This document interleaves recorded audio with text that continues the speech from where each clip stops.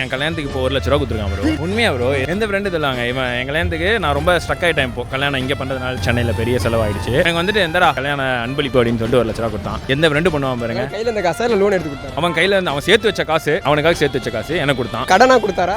இல்ல மொய் ப்ரோ. இதான் நடக்குமா வேஸ்ட் பாருங்க. அவன் கொடுத்தா எனக்கு மொய். கல்யாணம் முதல் 1 லட்சம் அதை வச்சு தான் நான் செலவே பண்ணணுமா? நம்ப சொல்றேன்.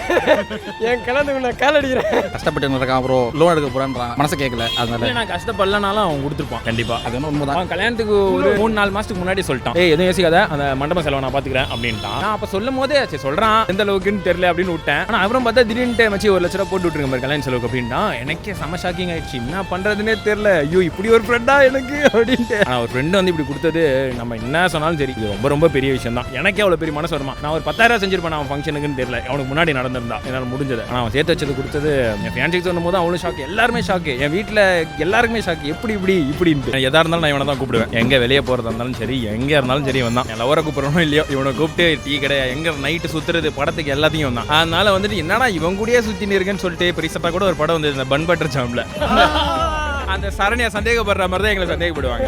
இவனை ஊர்ல இருக்க ஃப்ரெண்ட்ஸ் எல்லாமே சொல்லுவாங்க, டேய் உன் பொண்டாட்டி கால் பண்ணிட்டா வர அப்படின்னு சொல்லிட்டு என்கிட்ட பேசும்போது டேய் உன் பொண்டாட்டி கால் பண்ணா மாற்றி பேசிப்பாங்க. கடைசி வரைக்கும் இப்படியே தான் இருப்போம். அது மாற்றவே முடியாது. இப்போ நான் கல்யாணம் பண்ணிக்க போகிற பொண்ணு அவங்க தான். இவனுக்கும் இவன் மேனேஜர் போட்டி யார் உசார் பண்ணுறது, இவன் உசார் பண்ணிட்டான். சீரியஸா இல்லை, அவங்களுக்கு கொஞ்சம் காம்படிஷன் அதிகம். எல்லாருமே வந்து பார்ப்பாங்க. அப்படிலாம் நம்ம கொஞ்சம் பில்டப் போட்டு கொஞ்சம் ஹார்ட் ஒர்க் பண்ணி, அதனால தான் என் ஃப்ரெண்டை வந்து என் ஒய்ஃப் ஆக பிறகு ஃப்ரெண்ட் ஆக்கிட்டேன். ஸோ இப்போ நாங்கள் 3 பேருமே ஒன்றா ஃப்ரெண்டாகவே சுற்றிக்கலாம், பிரச்சனையே கிடையாது. அதுக்கப்புறம் அவனுக்கு நான் தான் பொண்ணு பார்த்து செட் பண்ணி விடணும். அது என் ஃப்ரெண்ட் சர்க்கிளே பண்ணிட்டேன்னா அப்போ கூட இருப்பான். தனியா போயிட்டானா கண்டிப்பா மாலான்னு போயிடுவான் ப்ரோ. நம்ப முடியாது. ஏன்னா இவன் இப்ப இருக்கன்ட்டு என் கூட சுத்தினே இருக்கான். நாளைக்கு அவன் பொண்ணு வந்துச்சுன்னா கண்டிப்பா இவன் போயிடுவான். அதனால இவனை எப்படியாவது என் ஃப்ரெண்ட் சர்க்கிளே பிடிச்சி வச்சுட்டா பிரச்சனை இல்லை. மச்சானுக்கும் 2 லவ் இருந்தது. அந்த 2 லவ்வும் வந்துட்டு அவங்க விட்டுட்டாங்க. அந்த பொண்ணு உங்களை வந்து விட்டு போகுது என்னன்னு சொல்லிட்டு கல்யாணத்துக்கு வந்துடுறாங்க.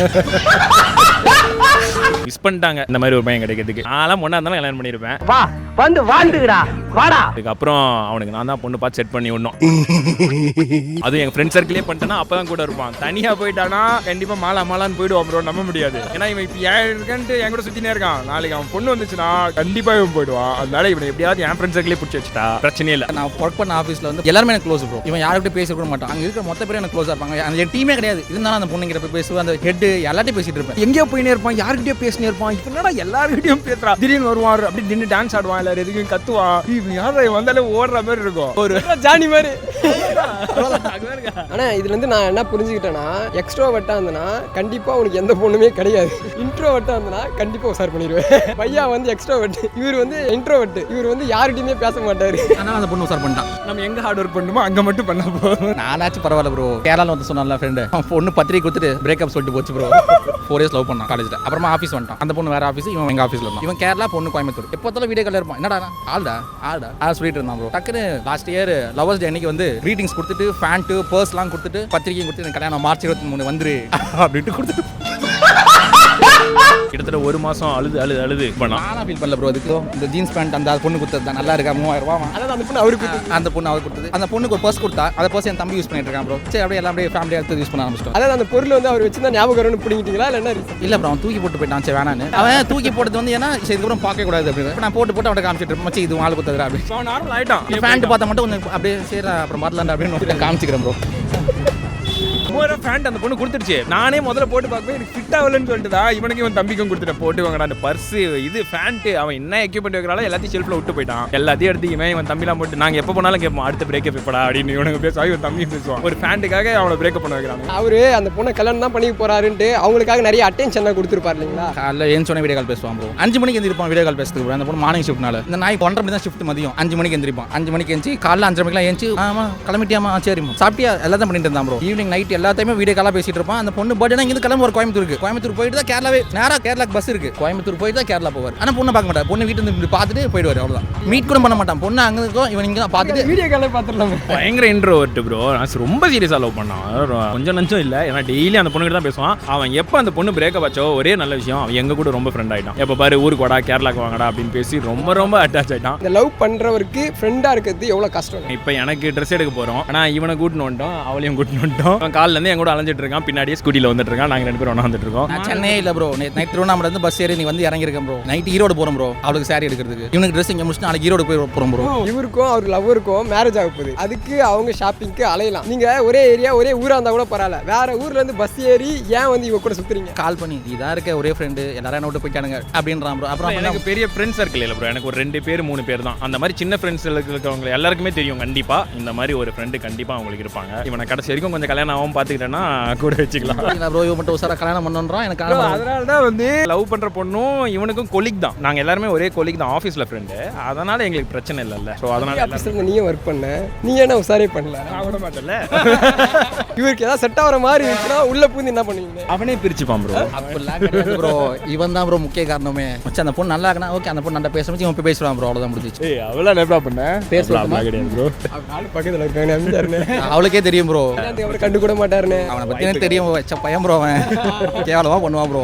முதல்ல ஃப்ரெண்டு தான், அப்புறம் தான் மற்றது எல்லாம். பொண்ணு தனியாக போயிடுச்சு, அதனால அதை சொல்கிறான், எல்லாம் சொல்ல மாட்டான். இல்லை அவளுக்கே தெரியும், ஏதாவது ஒன்றா எப்படியா நீ விட்டு தர போகிறது இல்லை, அவனுக்கு தான் பேச போகிறேன். 2 பேரும் கே அலிகேஷன்லாம் மாட்டிருக்கோம் ப்ரோ. 2 பேரும் 6 years ஃப்ரெண்ட்ஸ் ப்ரோ. ஆஃபீஸில் ஜாயின் பண்ணது ஃப்ரெண்ட்ஸாக இருக்கும். அவன் கல்யாணம் ஆக போகுது. கீர்த்தி கல்யாணம் பண்ணுறானோ இல்லையோ, ரோஹித் உன்னை கல்யாணம் பண்ணுறான்டா. அவன் கல்யாணம் 1 மாசத்துல இருக்கு, இன்னமும் சொல்லிட்டு இருக்கானுங்க. அப்படி என்னென்ன பண்ணி தொலைஞ்சிங்க? ஒரே மாதிரி ட்ரெஸ் போடுவோம் ப்ரோ, நிறைய காஸ்ட்யூம் அதே மாதிரி போட்டுட்டு இருந்தோம். ஹேர் கட்டு, ஸ்பெக்ஸை கட்டேன், ஸ்பெக்ஸ் முதல்ல ஒரே மாதிரி. க்ளோஸ் ஃப்ரெண்டு பெஸ்ட் ஃப்ரெண்ட்னாலே இந்த மாதிரி தான் ப்ரோ பேசுவாங்க. எதாக இருந்தாலும் நான் இவனை தான் கூப்பிடுவேன். எங்கே வெளியே போகிறதா இருந்தாலும் சரி, எங்கே இருந்தாலும் சரி இவன் தான். என் லவரை கூப்பிட்றனோ இல்லையோ, இவனை கூப்பிட்டு டீ கடை எங்கே நைட்டு சுற்றுறது படத்துக்கு எல்லாத்தையும் தான். அதனால வந்துட்டு என்னன்னா இவன் கூடயே சுற்றின்னு இருக்குன்னு சொல்லிட்டு இப்போ ரீசெண்டாக கூட ஒரு படம் வந்து இந்த பன் பட்டர் ஜாம்ல அந்த சரணியை சந்தேகப்படுற மாதிரி தான் எங்களை சந்தேகப்படுவாங்க. பட் ஆனால் ஒன்று, இவன் ஊரில் இருக்க ஃப்ரெண்ட்ஸ் எல்லாமே சொல்லுவாங்க, டேய் உன் பொண்டாட்டி கால் பண்ணா வர அப்படின்னு சொல்லிட்டு என்கிட்ட பேசும்போது டேய் உன் பொண்டாட்டி கால் பண்ண மாற்றி மாற்றி பேசிப்பாங்க. கடைசி வரைக்கும் இப்படியே தான் இருப்போம், அது மாற்றவே முடியாது. இப்போ நான் கல்யாணம் பண்ணிக்க போகிற பொண்ணு அவங்க தான்.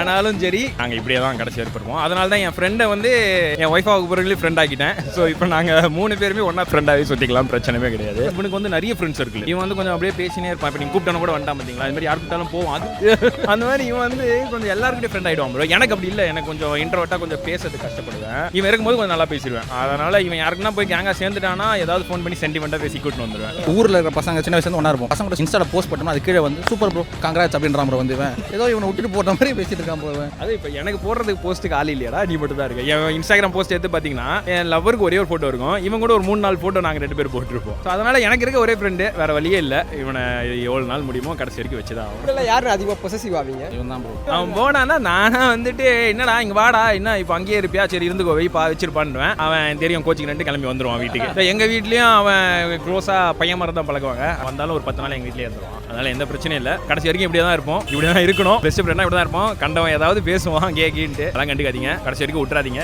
பெஸ்ட் ஃப்ரெண்டு கூடயே இருங்க, அதான் உங்களுக்கு நல்லது. ஆனால் இவர் கல்யாணத்துக்கு அப்புறம் உங்க கூட சுற்றுவார்னு நினைக்கிறியா? அவன் கல்யாணத்துக்கு அப்புறம் 10 நாள் என் கூட பிளானே போட்டிருக்கான் ப்ரோ. நானும் அவன் 3 பேர் தான் சுத்தவே போகிறோன்னு சொல்லி பிளான் போட்டிருக்கான். புரியல, எனக்கே புரியல ப்ரோ, எதுக்கு நான் அப்படின்னு கேட்டால் சொல்ல மாட்டானுங்க ப்ரோ. என்ன நீ ஆளு கூட ஹனிமூன் போனே கூட இவரே எனக்கு கூட்டு போறா ப்ரோ. இப்போ நான் ஹனிமூன் போறேன்னா ஒரு ரூம் எடுக்கும்போது தனியாக இருந்தால் ஓகே, நான் வெளியே சுற்றும் போது அவனும் இருந்தால் ஓகே. ஏன்னா இப்போ நாங்கள் கும்பலாக இருக்கிறது தான் எப்பவுமே ப்ரிஃபர் பண்ணுவோம். நான் போய் அவ கூட தனியாக போனாலும் சரி, எங்களுக்கு நிறைய பேச இருக்குது. இவனும் இருந்தாலும் இவன் மட்டும் இல்லை, இன்னொரு 2 க்ளோஸ் ஃப்ரெண்ட் எல்லாம் அவங்களையும் கூப்பிட்டுப்போம். இப்போ 3 பேரா சுற்றும் போது ரொம்ப ஃபன்னாக ஜாலியாக இருக்கும். எதுவும் சொன்னது கிடையாதா அவனையே கூட கூப்பிட்டு வர?